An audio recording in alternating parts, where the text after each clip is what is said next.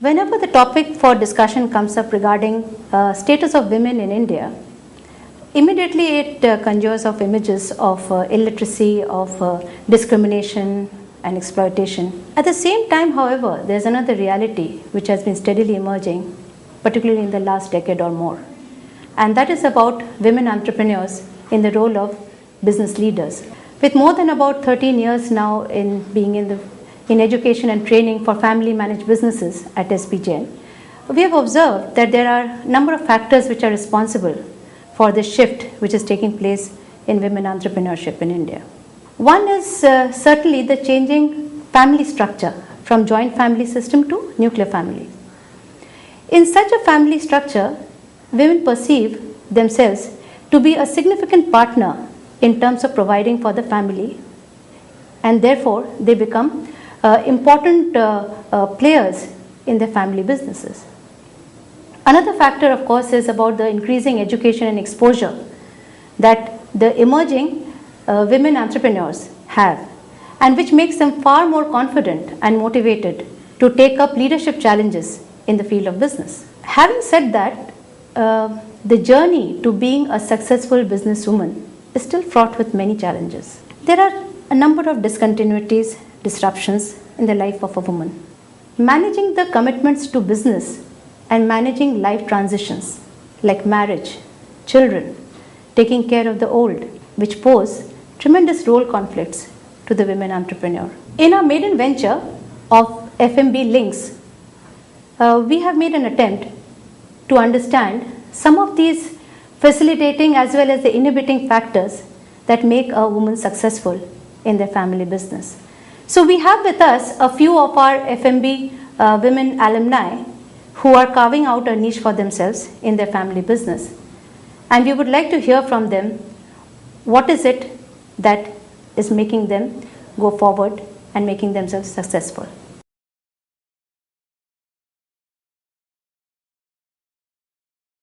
I can clearly remember because even when I was 7, I used to go to the factory, and at that point in time it was just a picnic. There was never any pressure to perform in academics itself. Our dad's always interacted with us about work at home as well.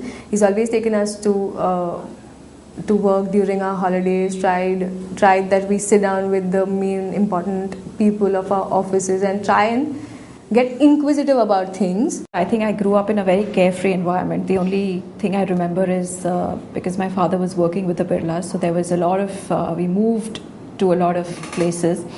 Particularly there was no, I don't think there was any seed really at that point in time to say that I'm going to be a part of the business or not going to be, is there going to be a business? And our father would just lure us in with a bottle of Coke or some snacks at the end of the day. So we would run around the factory floor and we would know that, okay, this is ours. They made me very hands-on as an individual, because I think all these things take you, help you in this part of your life when you are actually in business. So the feeling of owning the business, or the feeling of having something of your own which you can have at the end of your childhood was there. Actually, my parents pushed me more in all co-curricular activities. My mother used to take me early morning at 5 to go and play basketball. My dad used to drop me for swimming classes. As time went by, it went on to become small things like, okay, check this accounts file, or go check the cash memos, or go find the purchase guy. So it was growing up with the factory. It was that do your best, be a good student, be a good human, and perform well in whatever you do. Do your best in all that.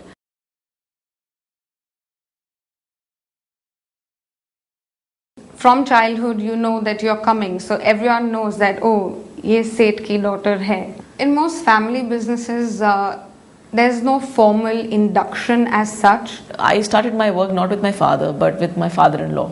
They asked me what would I like to do. I said I would love to join the business. As soon as you graduate, one fine day you're sleeping, your dad wakes you up and says, okay, enough of you lazing around. It was one of the prerequisites that I had kept before my father-in-law, before I said a yes, that I want to work. My induction happened along with FMB, if I must say that it was with the application of FMB that's when I started going to office and taking my job very seriously. There was a good induction process that I went through. I think it lasted for around 10 months. And I was immediately taken in, and to start with I was put in the design department to understand the product. Spent a couple of months there, and then of course we have a plant in Gurgaon. That's where me and my husband, we both were sent for a year-long training. I think I grew up in a very carefree environment. The only thing I remember is because my father was working with the Birlas, so there was a lot of, we moved to a lot of places. Particularly, there was no, I don't think there was any seed really at that point in time to say that I'm going to be a part of the business or not going to be, is there going to be a business? So when you finally start coming, the first impression that they have in mind is, oh, she's going to drink some Coke, have some snacks, and then go back home. So no one trusts you with any new work because they think you're going to run away from it eventually. So the first hurdle is to get over their mindset. So before sitting in the offices, we were made to have a nice grinding done on the shop floor with the workers, with the supervisors. They told me that you were just a trainee and you could do only up till what you are studying, nothing more than that.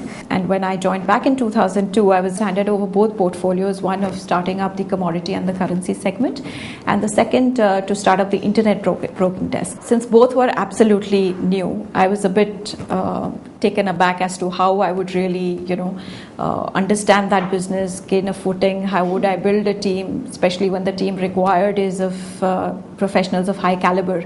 I was not sure how I would be able to lead that team.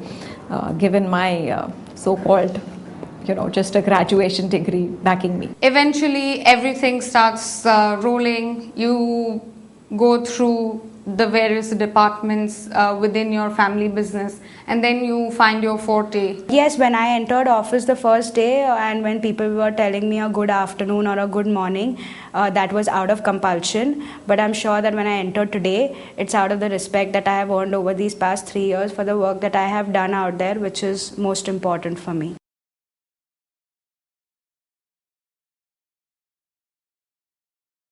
I think family managed business का सबसे बड़ा disadvantage ये होता है that nothing is given to you on the platter.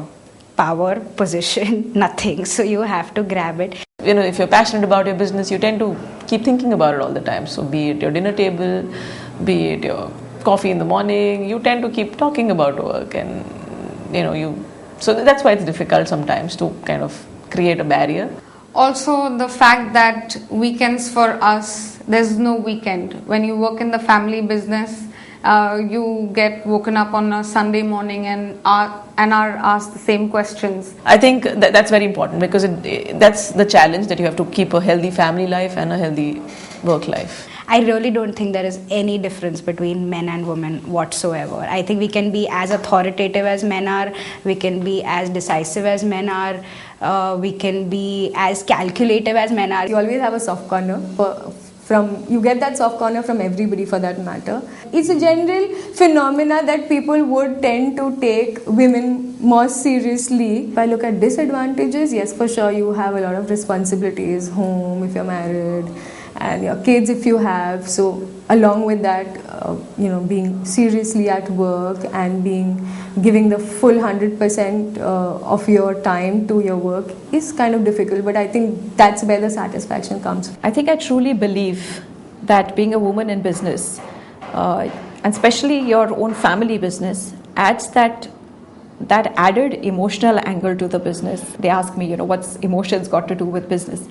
But I think in a family business, there are a huge amount of, I think the reason they have the edge is the passion that drives the business.